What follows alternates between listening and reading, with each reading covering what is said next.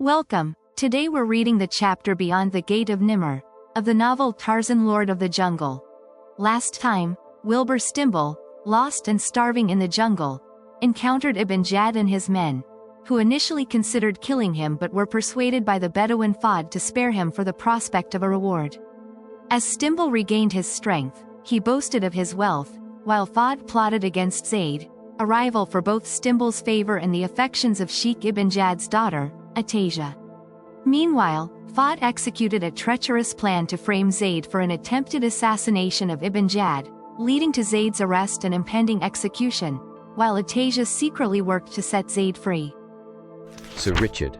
The floor of the tunnel, along which Paul Bodkin conducted Blake, inclined ever upwards, and again it was broken by flights of steps which carried them always to higher levels. To Blake the way seemed interminable. Even the haunting mystery of the long tunnel failed to overcome the monotony of its unchanging walls that slipped silently into the torch's dim ken for a brief instant, and as silently back into the Cimmerian oblivion behind, to make place for more wall unvaryingly identical. But, as there ever is to all things, there was an end to the tunnel. Blake first glimpsed it in a little patch of distant daylight ahead, and presently he stepped out into the sunlight and looked out across a wide valley that was tree-dotted and beautiful. He found himself standing upon a wide ledge, or shelf, some 100 feet above the base of the mountain through which the tunnel had been cut. There was a sheer drop before him, and to his right, the ledge terminated abruptly at a distance of 100 feet or less. Then he glanced to the left, and his eyes went wide in astonishment. Across the shelf stood a solid wall of masonry flanked at either side by great, round towers, pierced by long, narrow embrasures. In the center of the wall was a lofty gateway which was closed by a massive and handsomely wrought portcullis, behind which Blake saw two Negroes standing guard. They were clothed precisely as his captors, but held great battle axes, the butts of which rested upon the ground. "What ho, the gate!" shouted Paul Bodkin. "Open to the outer guard and a prisoner." Slowly the portcullis rose and Blake and his captor passed beneath. Directly inside the gateway and at the left, built into the hillside, was what was evidently a guardhouse. Before it loitered a score or so of soldiers, uniformed like Paul Bodkin, upon the breast of each the red cross. To a heavy wooden rail gaily caparisoned horses were tethered, their handsome trappings recalling to Blake's memory paintings he had seen of mounted knights of medieval England. There was so much of unreality in the strangely garbed blacks, the massive barbican that guarded the way, the trappings of the horses, that Blake was no longer capable of surprise when one of the two doors in the guardhouse opened, and there stepped out a handsome young man clad in a hauberk of chainmail, over which was a light surcoat of rough stuff, dyed purple. Upon the youth's head fitted a leopard skin bassinet, from the lower edge of which depended a chainmail, or gorget of chainmail, that entirely surrounded and protected his throat and neck. He was armed only with a heavy sword and a dagger, but against the side of the guardhouse, near the doorway where he paused to look at Blake, leaned a long lance, and near it was a shield with a red cross emblazoned upon its boss. "Odd zounds!" exclaimed the young man. "What hast thou there, varlet?" "A prisoner, and it pleases thee, noble lord," replied Paul Bodkin deferentially. "A Saracen, of a surety," stated the young man. "Nay, and I may make so bold, Sir Richard," replied Paul, "but methinks he be no Saracen." "And why? With mine own eyes, I didst see him make the sign before the cross." "Fetch him hither, lout." Bodkin prodded Blake in the rear with his pike, but the American scarce noticed the offense, so occupied was his mind by the light of truth that had so suddenly illuminated it. In the instant he had grasped the solution, he laughed inwardly at himself for his denseness. Now he understood everything, and these fellows thought they could put it over on him, did they? Well, they had come near to doing it all right. He stepped quickly toward the young man and halted, upon his lips a faintly sarcastic smile. The other eyed him with haughty arrogance. "Whence comest thou?" he asked, "and what doest thou in the valley of the sepulchre, varlet?" Blake's smile faded. Too much was too much. "Cut the comedy, young fellow," he drawled in his slow way. "Where's the director?" "Director? Forsooth, I know not what thou meanest." "Yes, you don't," snapped Blake with fine sarcasm, "but let me tell you right off the bat that no $7.50 a day extra can pull anything like that with me." "Odds blood, fellow, I ken not the meaning of all the words, but I mislike thy tone. It savours o'er much of insult to fall sweetly upon the ears of Richard Montmorency." "Be yourself," advised Blake. "If the director isn't handy, send for the assistant director or the cameraman. Even the continuity writer may have more sense than you seem to have." "Be myself? And who thinkest thee? I would be other than Richard Montmorency, a noble knight of NIMMR. Blake shook his head in despair. Then he turned to the soldiers who were standing about listening to the conversation. He thought some of them would be grinning at the joke that was being played on him, but he saw only solemn, serious faces. "Look here," he said, addressing Paul Bodkin. "Don't any of you know where the director is?" "Director?" repeated Bodkin, shaking his head. "There be none in NIMMR thus yclept, nay, nor in all the valley of the sepulchre that I wot." "I'm sorry," said Blake. "The mistake is mine, but if there is no director, there must be a keeper. May I see him?" "Ah, keeper!" cried Bodkin, his face lighting with understanding. "Sir Richard is the keeper." "My God!" exclaimed Blake, turning to the young man. "I beg your pardon, I thought that you were one of the inmates." "Inmates? Indeed thou speakest a strange tongue, and yet withal it hath the flavour of England," replied the young man gravely. "But yon varlet be right, I am indeed this day the keeper of the gate." Blake was commencing to doubt his own sanity, or at least his judgment. Neither the young white man nor any of the Negroes had any of the facial characteristics of mad men. He looked up suddenly at the keeper of the gate. "I am sorry," he said, flashing one of the frank smiles that was famous amongst his acquaintances. "I have acted like a boor, but I've been under considerable of a nervous strain for a long time, and on top of that, I've been lost in the jungle for days without proper or sufficient food. I thought that you were trying to play some sort of a joke on me and, well, I wasn't in any mood for jokes when I expected friendship and hospitality instead. Tell me, where am I? What country is this?" "Thou art close upon the city of NIMMR," replied the young man. "I suppose this is something of a national holiday or something," suggested Blake. "I do not understand thee," replied the young man. "Why, you're all in a pageant or something, aren't you? Odds bodikins, the fellow speaks an outlandish tongue. Pageant? Yes, those costumes. What be amiss with this apparel? True, 'tis not of any wondrous newness, but methinks it be at least more fair than thine. At least it well suffices the daily service of a knight." "You don't mean that you dress like this every day?" demanded Blake. "And why not? But enough of this. I have no wish to further bandy words with thee. Fetch him within, two of thee. And thou, Bodkin, return to the outer guard." The young man turned and re-entered the building, while two of the soldiers seized Blake, none too gently, and hustled him within. He found himself in a high-ceiled room with walls of cut stone and great, hand-hewn beams and rafters blackened with age. Upon the stone floor stood a table behind which, upon a bench, the young man seated himself while Blake was placed facing him with a guard on either hand. "Thy name?" demanded the young man. "Blake. That be all just Blake? James Hunter Blake. What title bearest thou in thine own country?" "I have no title." "Ah, thou art not a gentleman then?" "I am called one." "What is thy country?" "America." "America? There is no such country, fellow." "And why not?" "I never heard of it." "What doest thou near the valley of the sepulchre? Didst not know 'tis forbidden?" "I told you I was lost. I didn't know where I was. All I want is to get back to my safari or to the coast." "That be impossible. We be surrounded by Saracens. For 735 years we have been invested by their armies. How come you through the enemy's lines? How passed you through his vast army? There isn't any army." "Givest thou the lie to Richard Montmorency, varlet? And thou wert of gentle blood, thou shouldst account to me that insult upon the field of honour. Methinks thou beest some low-born spy, sent hither by the Saracen Sultan. 'Twould be well an thou confessed all to me, for if I take thee before the prince he will wrest the truth from thee in ways that are far from pleasant. What say?" "I have nothing to confess. Take me before the prince, or whoever your boss is. Perhaps he will at least give me food." "Thou shalt have food here. Never shall it be said that Richard Montmorency turned a hungry man from his doorway. Hey, Michel! Michel! Where is the lazy brat? Michel!" A door opened from an inner apartment to admit a boy, sleepy-eyed, digging a grimy fist into one eye. He was clothed in a short tunic, his legs encased in green tights. In his cap was a feather. "Sleeping again, eh?" demanded Sir Richard. "Thou lazy knave! Fetch bread and meat for this poor wayfarer, and be not until the morrow at it." Wide-eyed and rather stupidly, the boy stared at Blake. "A Saracen, master?" he asked. "What boots it?" snapped Sir Richard. "Did not our Lord Jesus feed the multitude, nor ask if there were unbelievers among them? Haste, churl, the stranger be of great hunger." The youth turned and shuffled from the room, wiping his nose upon his sleeve, and Sir Richard's attention came back to Blake. "Thou art not ill-favoured, fellow," he said. "'Tis a pity that thou beest not of noble blood, for thy mien appeareth not like that of one low-born." "I never considered myself low-born," said Blake with a grin. "Thy father now? Was he not at least a Sir Knight? Blake was thinking quickly now.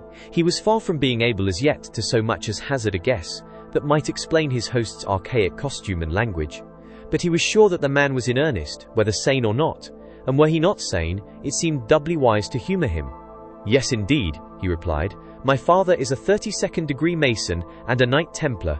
"Splud, I knew it!" cried Sir Richard. "And so am I," added Blake, when he realised the happy effect his statement had produced. "Ah, I knew it, cried Sir Richard. "Thy bearing proclaimed thy noble blood, but why didst thou seek to deceive me?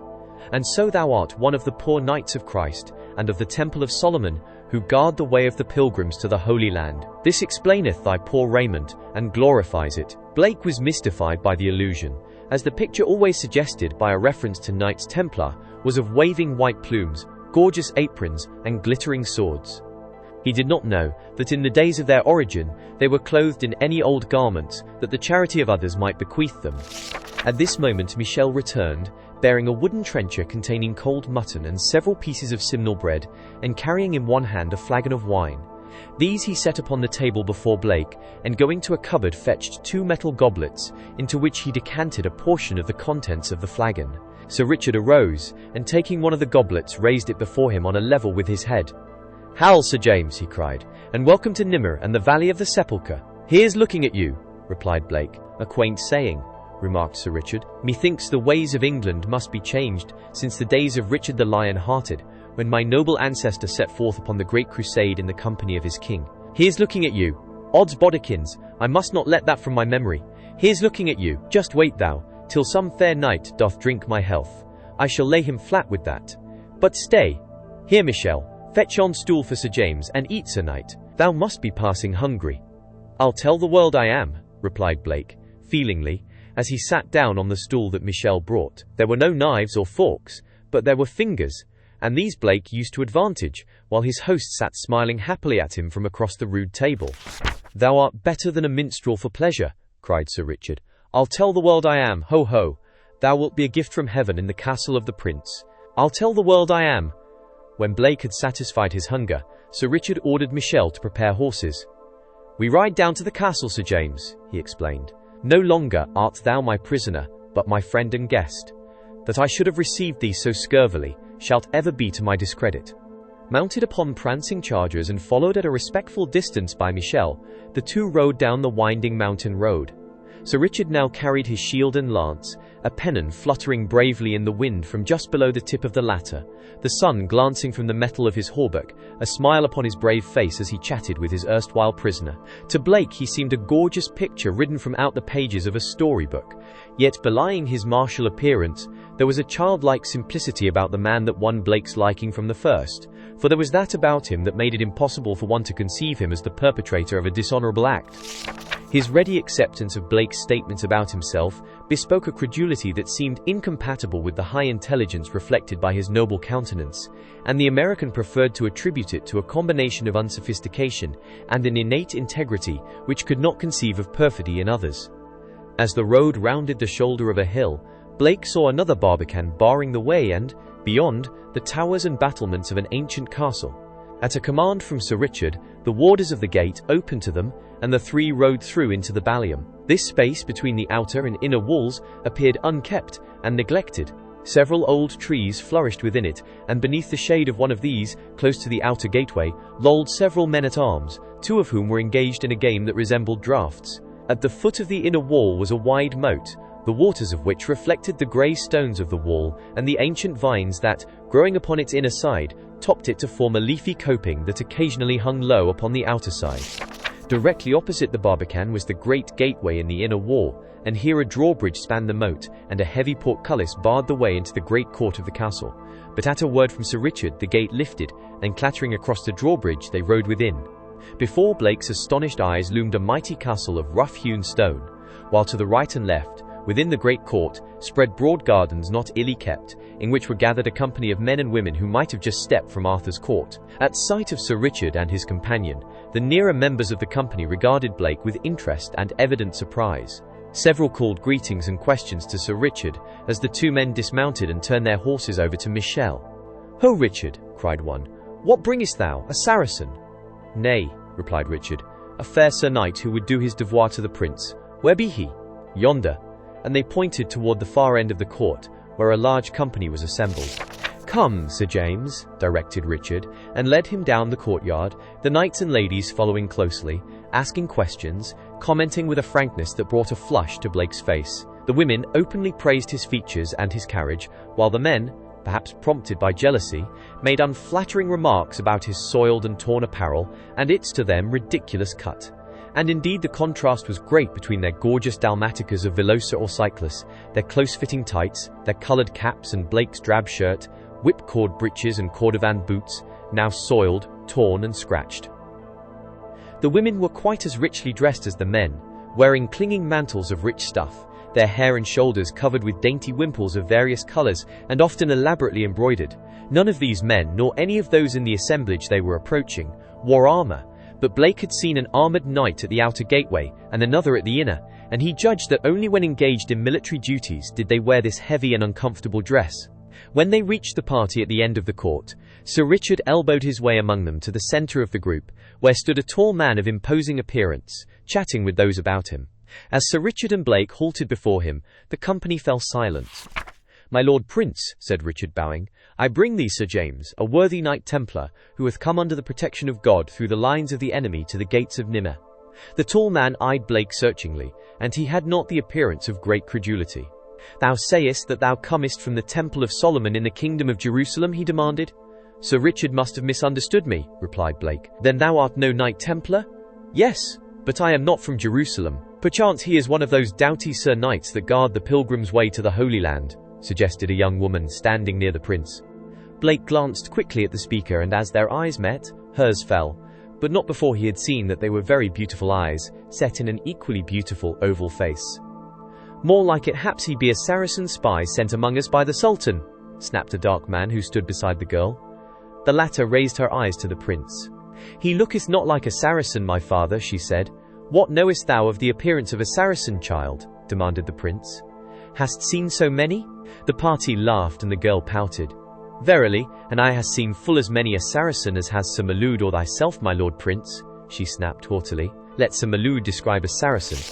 The dark young man flushed angrily. "At least," he said, "my lord prince, I knowest an English knight when I seest one, and if here be an English knight, then Sir Maloud be a Saracen." "Enough," said the prince, and then, turning to Blake, "If thou art not from Jerusalem, where art thou from?"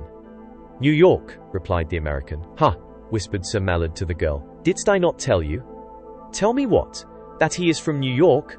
Where is that?" she demanded. "Some stronghold of the infidel," asserted Maloud. "New York?" repeated the prince. "Be that in the Holy Land?" "It is sometimes called New Jerusalem," explained Blake. "And thou comest to NIMMR through the lines of the enemy? Tell me, Sir Knight, had they many men at arms, and how were their forces disposed? Be they close upon the valley of the sepulchre? Thinkest thou they plan an early attack? Come, tell me all, thou canst be of great service." "I have come for days through the forest and seen no living man," said Blake. "No enemy surrounds you." "What?" cried the prince. "Didst I not tell thee?" demanded Maloud. "He is an enemy spy.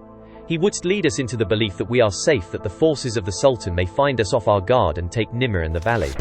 "Odds blood, methinks thou beest right, Sir Maloud," cried the prince. "No enemy indeed. Why else then hast the knights of NIMMR lain here 7.5 centuries, if there be no horde of infidels surrounding our stronghold?" "Search me," said Blake. "Eh, what?" demanded the prince. "He hath a quaint manner of speech, my lord prince," explained Richard, "but I do not think him an enemy of England. Myself will vouch for him, and you will take him into your service, my lord prince."